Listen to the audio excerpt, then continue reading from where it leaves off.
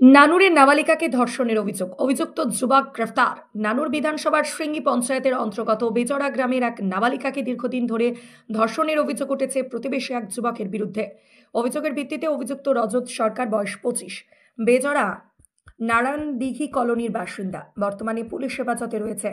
পরিবারের দাবি, বাড়ির লোকেরা চায়ের দোকানে কাজ করতে বাইরে গেলে রজত সরকার বাড়িতে ঢুকে নাবালিকার উপর জোরপূর্বক শারীরিক নির্যাতন চালাতো। ভয় ও সামাজিক লজ্জার কারণে মেয়েটি প্রথমে কাউকে কিচ্ছু জানাতে পারেনি। কিছুদিন পর শারীরিক সমস্যার কারণে অসুস্থ হয়ে পড়লে বিষয়টি প্রকাশ্যে আসে। পরিবার সূত্রে জানা যায়, ডাক্তারি পরীক্ষায় নাবালিকা 4 মাসের অন্তঃসত্ত্বা হওয়ার বিষয়টি ধরা পড়ে। এরপরই পরিবারের সদস্যরা বিজেপি নেতাকর্মীদের সহযোগিতায় বোলপুর থানায় লিখিত অভিযোগ দায়ের করেন। অভিযোগের ভিত্তিতে পুলিশ নাবালিকাকে বোলপুরে আদালতে নিয়ে আসে। সেখানে ম্যাজিস্ট্রেটের সামনে ভারতীয় দণ্ডবিধি অনুযায়ী 164 ধারায় তার গোপন জবানবন্দি রেকর্ড করা হয়। পুলিশ জানিয়েছে, অভিযোগের ভিত্তিতে তদন্ত শুরু হয়েছে। নাবালিকাকে মেডিকেলে পর্যবেক্ষণে রাখা হয়েছে। কি ঘটনা ঘটেছে? দেখুন, এই তৃণমূল কংগ্রেসের শাসনে সারা পশ্চিমবঙ্গ জুড়ে ধর্ষকদের স্বর্গরাজ্য গড়ে উঠেছে।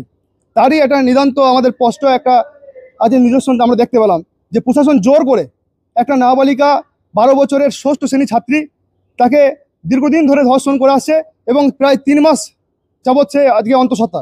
সেই পরিবার আমরা যখন কমপ্লেন করি, তাদেরকে নিয়ে এসে, তাদের বাড়ির লোকে যখন সহযোগিতা চায় আমাদের কাছে, আমরা তাদেরকে নিয়ে এসে থানায় কমপ্লেন করি এবং করার পরিপ্রেক্ষিতে আজ 164 ছিল। তো পুলিশ প্রশাসন তাদেরকে কোনোরূপভাবে যাতে স্টেটমেন্ট না দিতে পারে, সেই জোর জবরদস্তি করে পুলিশ প্রশাসন তুলে নিয়ে চলে গেল। আমরা চাই যে ছেলে এই ধরনের ঘটনা ঘটিয়েছে তার উপযুক্ত শাস্তি চাই, এবং যতক্ষণ না পুলিশ প্রশাসন একে গ্রেপ্তার করছে, আমরা এর থেকে বড় বৃহত্তর আন্দোলন নামতে আমরা বাধ্য হব।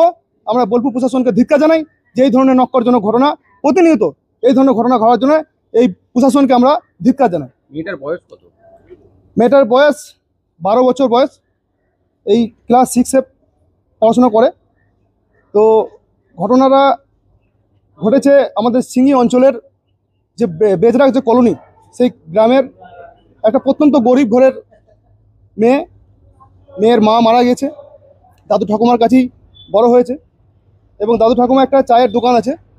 তো চায়ের দোকানে থাকাকালীন বাড়িতে সে একা থাকতো, এবং সেই একা থাকাকালীন তাকে বিভিন্ন ধরনের প্রলোভন দিয়ে এবং ভয় দেখিয়ে তার সঙ্গে দীর্ঘদিন ধরে এই ধরনের নক্কারজনক ঘটনা ঘটিয়েছে। এখন যখন মেয়েটি 3 মাস অন্তঃসত্ত্বা হয় এবং শারীরিক অসুস্থতা হয়ে পড়ে, তখন পরিবারকে জানাতে বাধ্য হয়। এই ঘটনার পরিপ্রেক্ষিতে যখন ওনারা অন্যান্য পলিটিক্যাল নেতাদের কাছে যখন যায় সহযোগিতা করার জন্য, সহযোগিতার হাত বাড়ানোর জন্য বলে, তখন কেউ তাদের পাশে দাঁড়ায় না।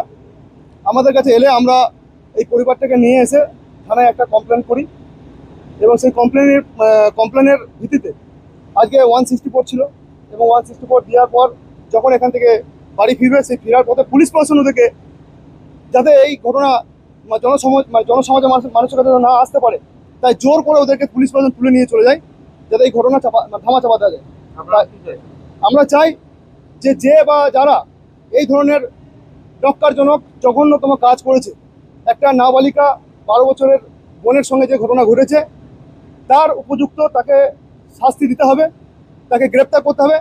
পুলিশ প্রশাসন এবং তৃণমূলের ওখানকার লোকাল নেতৃত্ব এই ঘটনাকে ধামা চাপাতে চেষ্টা করছে, কিন্তু আমরা ভারতীয় জনতা পার্টির সৈনিক, কোনো ঘটনায় আমরা ধামা চাপা দিতে দেবো না।